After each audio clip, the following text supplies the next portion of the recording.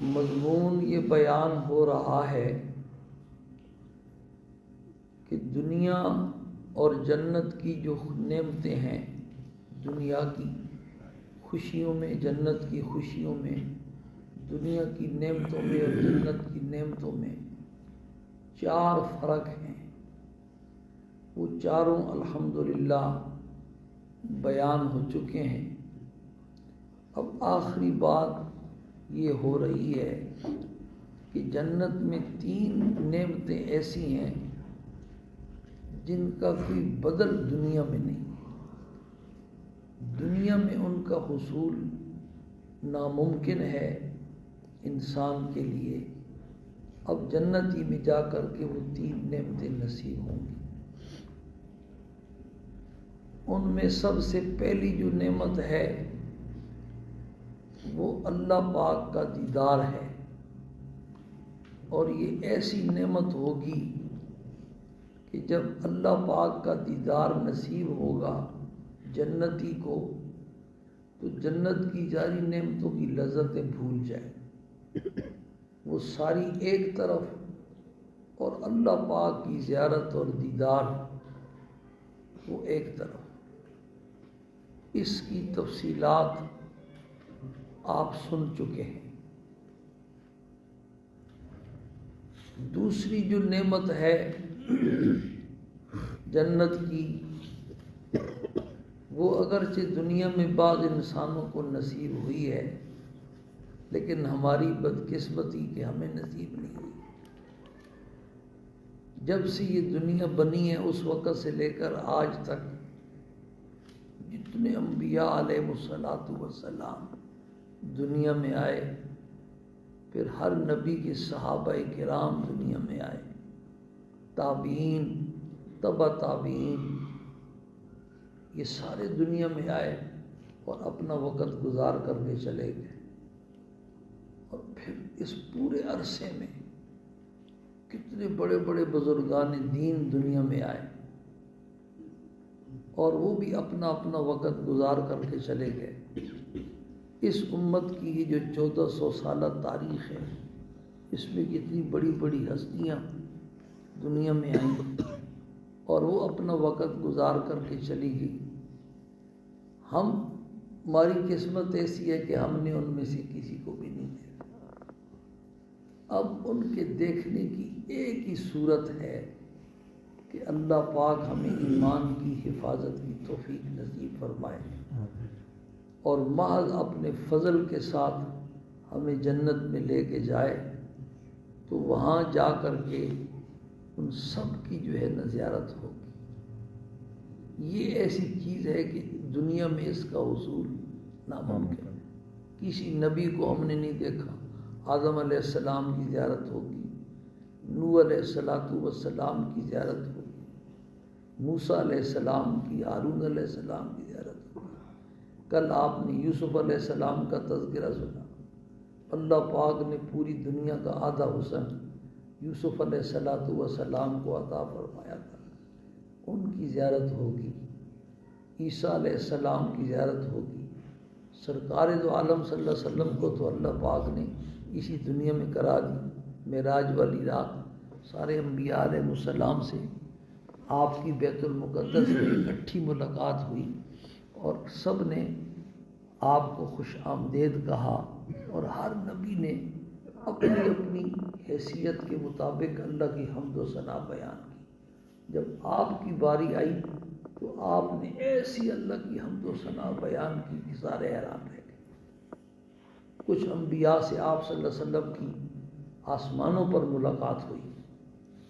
حضرت ابراہیم علیہ السلام سے ملاقات ہوئی، ان کو دیکھا کہ بیت المعمور کی دیوار کے ساتھ ٹیک لگا کر کے بیٹھی۔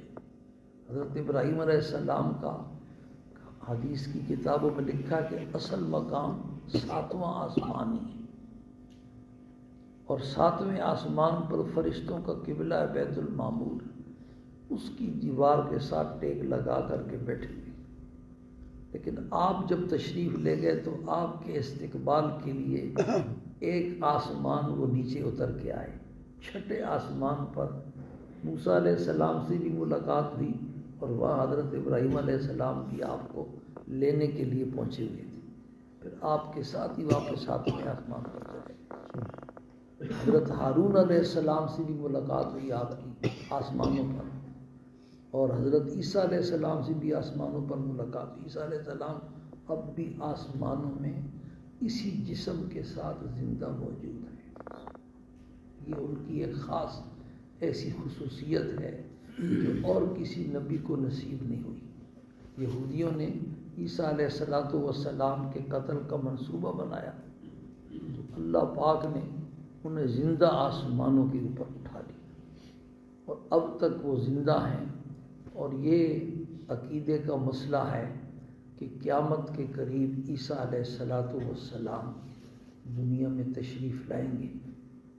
اوپر جانے سے پہلے ان کی شادی نہیں ہوئی تھی. دنیا میں تشریف لائیں گے اور اس کے بعد ان کی شادی بھی ہوگی, بچے بھی پیدا ہوں گے. دجال کو عیسیٰ علیہ السلام قتل کریں گے اور پوری دنیا میں عیسیٰ علیہ السلام کے آنے کے بعد اسلام پھیل جائے گا. کوئی کچا پکا گھر ایسا نہیں رہے گا کہ جہاں یہ دین اسلام پہنچ نہ سکے. یہودیوں کے بارے میں آتا ہے ان کو چھپنے کی جگہ بھی نہیں ملے گی. کسی درخت کے پیچھے چھپیں گے, پتھر کے پیچھے چھپیں گے تو وہ آواز دے کر کے کہے گا یا مسلم, اے مسلم, یہ یہودی میرے پیچھے چھپا ہوا ہے. تو یہ جا کے اس کو قتل کر دے. پھر عیسیٰ علیہ السلام کا باقاعدہ عام انسانوں کی طرح انتقال ہوگا, اور سرکار دو عالم صلی اللہ علیہ وسلم کے روضے میں ان کی کیا ہوگی, تدفین ہوگی. تو آپ صلی اللہ علیہ وسلم کو تو اللہ پاک نے دنیا میں یہ سارے دکھا دیے, لیکن عام انسانوں کے لیے تو اب ہر ایک کے دل میں حسرت ہے سارے انبیاء کو دیکھنے کی. خاص کر کے سب سے زیادہ آپ صلی اللہ علیہ وسلم کی زیارت کی خواہش ہے. وہ کیسی خوش نصیب آنکھیں تھیں جنہوں نے آپ صلی اللہ علیہ وسلم کا دیدار کیا, اور کیسے خوش نصیب کان تھے جنہوں نے آپ صلی اللہ علیہ وسلم کی پیاری آواز میں آپ کا قرآن سنا, آپ کی باتیں سنی, آپ کے ارشادات سنے. اور ہم اس سے جو ہے نا معروف. اب یہ ساری چیزیں کہاں نصیب ہوں گی بھائی, یہ جنت میں جا کے نصیب. اور یہ سب ایمان کی برکت ہے. جنید بغدادی کو نہیں دیکھا, بایزید بستامی کو نہیں دیکھا, سیری سب کے حالات پڑھتے ہیں, شیخ عبد القادر جیلانی رحمۃ اللہ علیہ کو نہیں دیکھا, اپنے بزرگوں کو نہیں دیکھا. تو یہ ساری چیزیں یہ جنت کی نعمتوں میں سے دوسری ایسی نعمت ہے کہ اس وقت دنیا میں اس کا حصول کیا ہے, ناممکن ہے. اور یہ جنت ہی میں جا کے اللہ پاک اس کا انتظام فرمائیں گے, اور جب چاہیں گے جس وقت چاہیں گے. بعض تو ایسے ہوں گے کہ حضور صلی اللہ علیہ وسلم کا ہر وقت ان کو قرب نصیب ہوگا. ایک تو دیدار, پھر آپ کے قریب رہنے کی سعادت ہر وقت, آپ کے پڑوس میں رہنے کی سعادت. ایک عربی آیا اور اس نے عرض کی, اللہ کے پیغمبر قیامت کب آئے گی؟ تو آپ صلی اللہ علیہ وسلم نے فرمایا, تو نے اس کے لیے کیا تیاری کر رکھی؟ تو اس نے عرض کیا, اللہ کے پیغمبر اور تو میرے پاس کچھ بھی نہیں, سادہ سا مسلمان ہوں, لیکن اللہ اور اس کے رسول کی محبت ہے میرے. تو آپ نے ارشاد فرمایا, انت مع من احببت, تو انہی کے ساتھ ہوگا جن کے ساتھ تجھے کیا ہے محبت. بخاری شریف میں یہ حدیث آتی ہے. حضرت انس رضی اللہ تعالیٰ عنہ راوی, وہ فرماتے ہیں کہ یہ جملہ سن کر کے ہم اتنے زیادہ خوش ہوئے کہ اس سے پہلے ہمیں کبھی ایسی خوشی نصیب نہیں ہوئی تھی. یہ بیان کر کے پھر فرماتے تھے کہ مجھے حضور صلی اللہ علیہ وسلم سے محبت ہے, صدیق اکبر سے محبت ہے, حضرت عمر فاروق رضی اللہ تعالیٰ عنہ سے محبت ہے, حضرت عثمان غنی سے محبت ہے. اگرچہ میرے اعمال تو ان جیسے نہیں ہیں, لیکن اس محبت کی برکت سے مجھے بھی اللہ پاک ان کا ساتھ کیا کریں گے، نصیب فرمائیں۔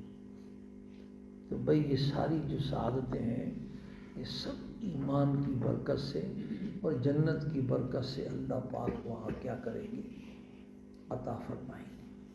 اور اس کو بھی مسلمان جو ہے نا، اس کی شان نہیں ہے کہ وہ پریشان، اس کو ایک اللہ نے ایسی دولت عطا فرمائی ہے کہ ساری دنیا کے کافر اس سے معلوم ہے، دنیا کے سارے خزانے ان کے پاس بے شک ہوں، دنیا کی ساری عیاشیاں اور ساری لذتیں اور سارے مزے اور ساری خواہشات پوری کرنے کی چیزیں ان کے پاس ہوں، لیکن ایک چیز ان کے پاس نہیں ہے، اور وہ کیا ہے؟ ایمان۔ ایاز قدر خود بشناس، ہم اپنی جو ہے نا اس قدر کو کیا ہو گئے، بھول گئے کہ ہمیں اللہ پاک نے کیسی دولت عطا فرمائی۔ تو اس ایمان کی برکت سے مسلمان تو وہ ہے جو ہر وقت مسکراتا رہے، اس کے چہرے پر ہر وقت 12 بجے پریشان نہ، پریشان ہونا یہ مسلمان کی شان۔ کتنی بڑی ایک آدمی کے پاس جو ہے نا اربع کھربہ روپے، جیسے وہ ہمارے ڈاکٹر صاحب بیان کر رہے تھے، آصف زرداری کا ایک اکاؤنٹ ایسا ہے کہ اگر روزانہ 1 کروڑ 10 لاکھ بھی خرچ ہو تو 100 سال تک چلے گا۔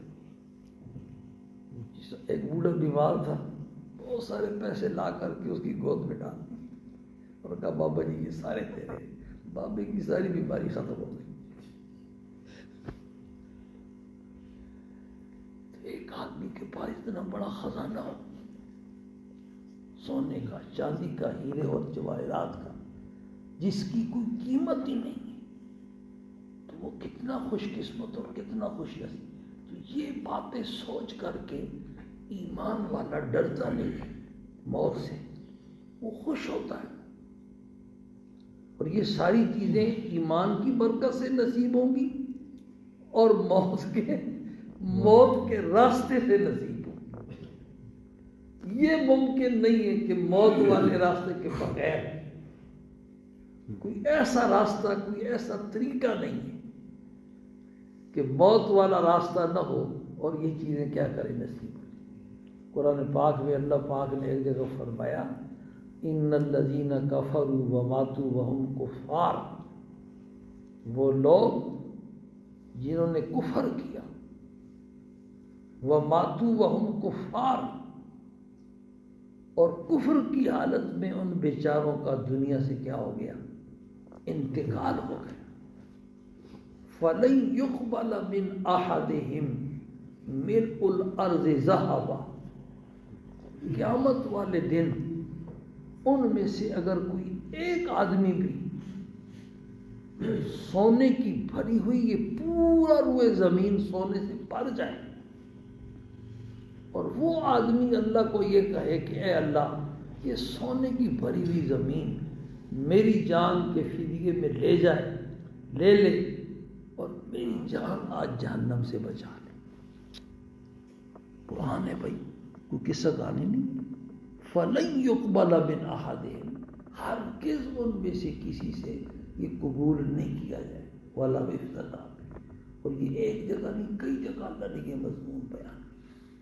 اب سوچنے کی بات یہ ہے کہ وہاں سونا چاندی تو ہوگا نہیں، وہ صرف اور صرف اللہ پاک ہمیں ایمان کی قدر سمجھانا چاہتے ہیں کہ تم 1400 سال کے بعد آئے، تم نے آپ صلی اللہ علیہ وسلم کو نہیں دیکھا، صحابہ کو نہیں دیکھا، تابعین تبع تابعین بزرگان دین کو نہیں دیکھا، آپ کے معجزات نہیں دیکھے، آپ کا قرآن نہیں سنا، اور 1400 سال کے بعد میں نے تمہیں ایک ایسی دولت دے دی ہے کہ قیامت والے دن اگر کوئی سونے کی بھری ہوئی زمین بھی دے گا تو اس دولت کا بدل وہ سونے کی بھری ہوئی زمین بھی نہیں بن سکتی۔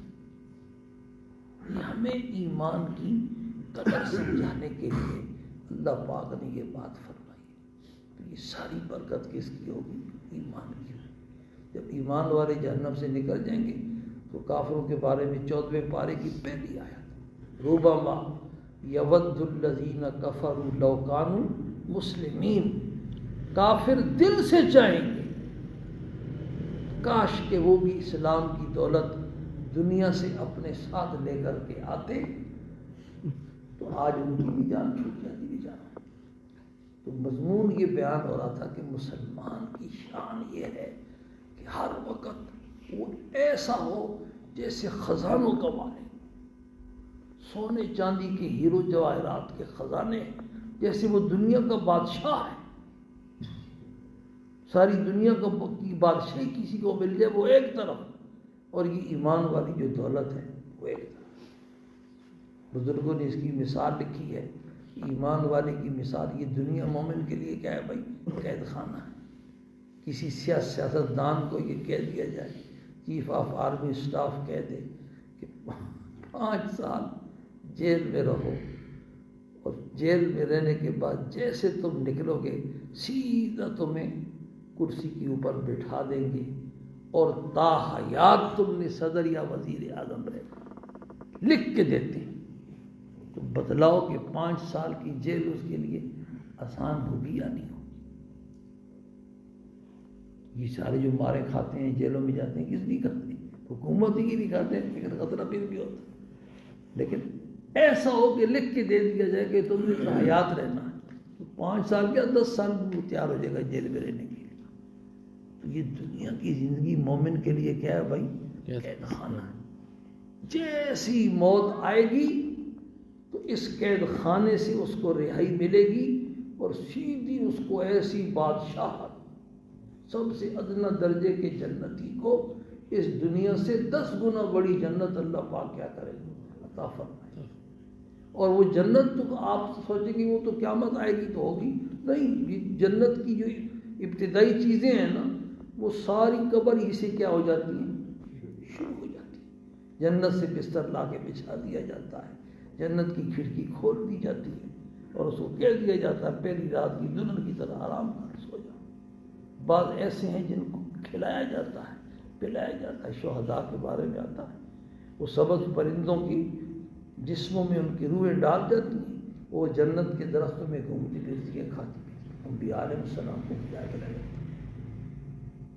تو ایمان والے کی شان یہ ہے کہ اس کا دل ہر وقت ایسا خوش و خرم رہے جیسے وہ کئی خزانوں کا، کئی بادشاہتوں کا کیا ہے مالک۔ تو مسلمان کی شان بیچارے کی یہ ہے۔ اور کافر کی مثال کیا ہے؟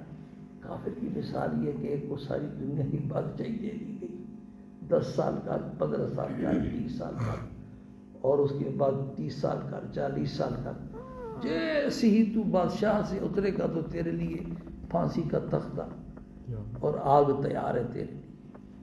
اس کی مثال تو ایسی ہے بیچاری۔ کل پرسوں تو میں آپ کو جو ہے نا وہ واقعہ نہیں سنایا تھا کہ اس والا مچھلی والا ہو، اللہ پاک کو بھی ترس آ گیا کہ یہ بیچارہ تو اب جا رہا ہے، اس کی آخری خواہش کیا ہو جائے؟ پوری ہو جائے۔ تو بھائی ایمان کی برکت سے یہ دوسری جو بڑی نعمت جنت میں کیا ہوگی؟ نصیب ہوگی۔ وہ انبیاء 1,24,000 انبیاء علیہ السلام کی زیارت نصیب ہوگی، اور بار بار نصیب ہوگی۔ جتنی مرتبہ کوئی چاہے گا، جب چاہے گا ملاقات ہوگی۔ جب بھی اللہ پاک کا دربار لگے گا تو وہاں انبیاء علیہ السلام موجود ہوگی، جس کو دیکھنا چاہو گے، جس سے ملنا چاہو گے۔ وہاں رش والی بات تو ہے نہیں کہ رش ہوگا، بھائی رش وہاں نہیں ہوگا، رش کے بغیر ہی سب سے کیا ہو جائے گی ملاقات۔ صحابہ کرام سے ملاقات ہوگی، تابعین، تبع تابعین، بزرگان دین سے، اولیاء کرام سے، جن کو نہیں دیکھا آج تک اور دیکھنے کی بڑی کیا ہے دل میں حسرت ہے، ان سب سے کیا ہوگی؟ ملاقات ہوگی۔ تو اس مزے کو سوچ کر کے اس ایمان کی کیا کیا کرو؟ قدر کیا کرو، اور اس پر اللہ پاک کا کہتے ہیں ہر نماز کے بعد شکر ادا کیا کرو۔ اللہ آپ کا لاکھ لاکھ شکر ہے کہ آپ نے ہمیں ایمان کی دولت عطا فرمائی۔ جیسے اور نعمتوں پر شکر ادا کرتے ہیں نا، تو اسی ایمان والی نعمت پر دل سے شکر ادا کیا کریں۔ شکر سے ایک تو نعمت کو میں زیادتی ہوتی، ایمان میں اضافہ ہوگا، ایمانی کیفیت پہ کیا ہوگا؟ اضافہ ہوگا۔ اور دوسرا نعمت کا بقا نصیب ہوتا ہے، وہ نعمت ظاہر نہیں ہوتی جس نعمت پر بندہ اللہ پاک کا شکر کیا کرتا رہے، ادا کرتا رہے۔ ایمان پر خاتمے کا ایک نسخہ یہ بھی ہے کہ ایمان والی نعمت پر اللہ پاک کا بندہ کیا کرے، شکر ادا کرے۔ اب تیسری چیز ایک رہ گئی ہے، وہ انشاءاللہ کل عرض کریں گے، وہ بھی اس سے ملتی جلتی ہے لیکن تھوڑا سا فرق ہے، وہ بھی خاص ایک چیز ہے۔ آج ایک چوتھی چیز بھی میرے دل میں آ رہی کہ جنت میں نیند نہیں، جنت میں ساری نعمتیں ہوں گی، نیند والی نعمت جنت میں نہیں۔ یہ بھی دنیا اور جنت کا فرق ہے، اس لیے کہ نیند جو ہے نا ایک تو تھکاوٹ کا اثر ہے، اور جنت میں تو نہ بڑھاپا ہے، نہ بیماری ہے، نہ تھکاوٹ ہے۔ جب تھکاوٹ نہیں ہے تو نیند کہاں سے ہے؟ جاگتا ہی رہے، کھاتا پیتا رہے گا، مزے اڑاتا رہے گا۔ یہاں تو ہم آدھی زندگی سو کر کے گزار دیتے ہیں، آدھی زندگی جاگ کر کے، آدھی زندگی سو کر کے گزار۔ اور دوسری وجہ یہ لکھی ہے کہ نیند اس لیے نہیں ہوگی کہ اللہ پاک یہ چاہتے ہیں جنتی ہر وقت جنت کی نعمتوں سے لطف اندوز۔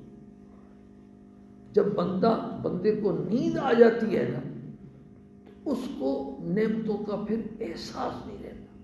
سونے کے بعد بادشاہ کو یہ نہیں پتا ہوتا کہ میں بادشاہ ہوں یا عام آدمی ہوں، افسر کو نہیں پتا ہوتا کہ میں افسر ہوں یا مالدار ہوں، مالدار کو نہیں پتا ہوتا میں مالدار ہوں یا فقیر ہوں۔